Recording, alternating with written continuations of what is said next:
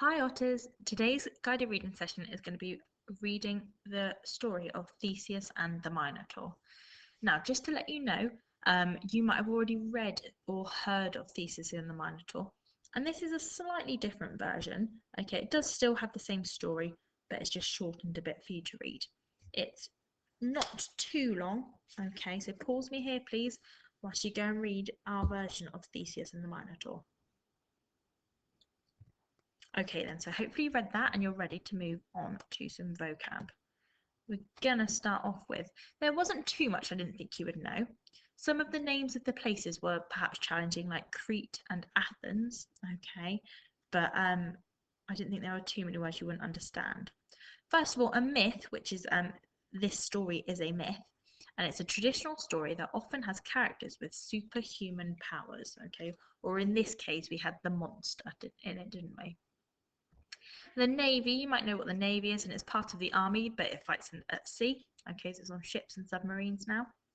And then we've also got the Minotaur. Now, this is one of the most important pieces of vocab that you need to understand. And this is a picture of a Minotaur. So it's a monster that is half man and half bull.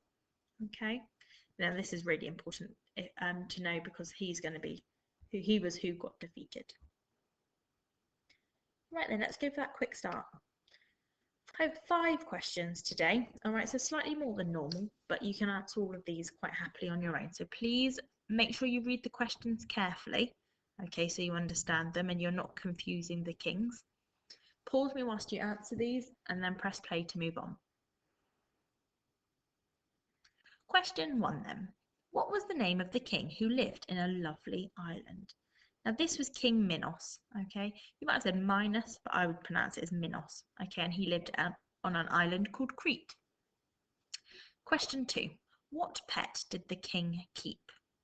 Now, I know what you're thinking. It certainly wasn't a dog or a cat or a guinea pig. His pet was the dreaded Minotaur. So if you wrote down Minotaur, you'd get the mark. Question 3. How did the king of Athens stop King Minos from attacking Athens? How did the king of Athens stop King Minos from attacking Athens? Now, he made a deal, didn't he? Can you remember what the deal was? He agreed that Athens would send 7 boys and 7 girls to the island of Crete to be eaten by the Minotaur. Okay, that was the deal they made. And in return, King Minos wouldn't attack Athens. Question 4. How did the Athenians react towards the promise? How did they react? I wrote down that everyone in Athens was crying, so they were really sad that they had to send the children off. In question 5, what objects helped the prince defeat the creature? And it was the sword and the ball of string that Ariadne gave him. Moving on then. This time we've got those italics again, which means it comes directly from the text. His father begged him not to go. Why do you think the father begged his son not to go to Crete? So this is the king of Athens begging Theseus not to go. Why do you think that is?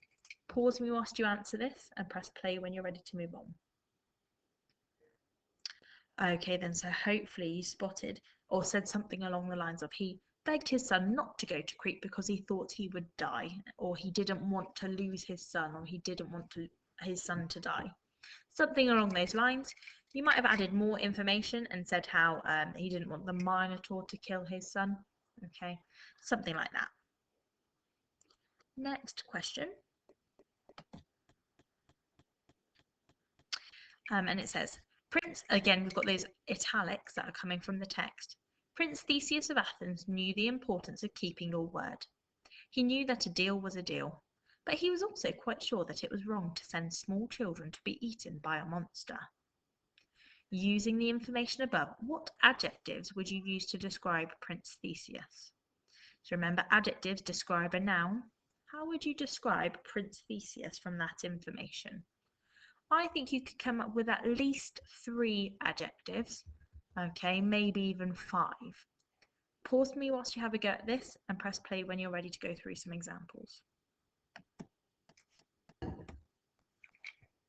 Okay then, I'm not going to go through all of the possible examples because you may have all had different things, but some of the adjectives that I would use maybe would be he could be noble, brave, courageous, maybe determined, maybe gallant or valiant. And I want to say, but he was also quite sure that it was wrong to send small children to be eaten by a monster. You could describe him maybe as fair, okay, or moral, because he knew what was right or wrong. Again, you might have other answers that I haven't mentioned. I'd hope we didn't all say kind and nice. You would be correct, but I also think we could have done better than that. Okay. If you did write kind or nice, see if you can go back and change or add in an extra adjective. Okay, that's a bit more aspirational. Next question. Okay, we've got those italics again, so we know it's come from the text. It says, "You must take me with you so that all the people can marvel at my beauty." Now, this is what Ariadne said to Theseus. "You must take me with you so that all the people can marvel at my beauty." Find the word that is closest in meaning to wonder and astonishment. So one of those words is very close to meaning wonder and astonishment. If you don't know just from looking at it, go through the process of elimination. So go through it word by word and saying, does it mean that? Yes or no. So for example, you. Does that mean wonder and astonishment? Nope, cross it out. Must. Does that mean wonder and astonishment? Nope, cross it out. And so on. Pause me whilst you find the answer and press play to mark it. All right then, so there's only one word that I found for wonder and astonishment, and that means marvel. Okay, so she wanted the people to wonder at her beauty and stare at her beauty, be astonished. So that's marvel was the answer to that question. Next up. Okay, so the author, that's the person that wrote the story, chose to make Prince Theseus leave Princess Ariadne asleep and sail home without her. Why do you think the author did that? And how does it make the reader feel? So there's two parts to this question. Why did the author do that? And how does it make the reader feel? Okay then, so you might have had different answers for this one. And I sort of struggled really to work out why the author did that. And maybe it's because he wanted to have a bit of a trick in the ending or a bit of a twist, okay? Because technically Theseus does still answer his part of the bargain. He does stick to his promise, okay, but there's sort of that twist at the ending. And how does it make the reader feel? Maybe you're looking at Theseus in a different light now because you're thinking, hang on, maybe he's not as nice as we thought. Or maybe it makes you feel a bit surprised, a bit shocked, maybe upset that she's been left, or maybe just happy that she's been left away from her father off the island of Crete, which is what she wanted. Again, lots of answers you could have had for that. Okay, so please send them in to me so I can have a look at them. Moving on to the last question. And this is solo work. So again, we've got those italics, which means it came from the text. And it says that Prince Theseus slipped out of the palace and waited patiently by the gate. What do you think Prince Theseus was thinking while he was waiting for Princess Ariadne to show up? What do you think he was thinking? Pause me whilst you answer this, so your sentence stem could be, I think that Prince Theseus was thinking, and then maybe have a bit of a list. Pause me whilst you answer this and press play to go through some possible answers. So you could have had lots of different answers here. I was thinking maybe he was nervous, worried that she wasn't going to show up. Maybe it was a trap because she was the king's daughter after all. Or you might go on the flip side, so maybe he was curious. He wanted to know what she was going to bring him or going to tell him. Okay.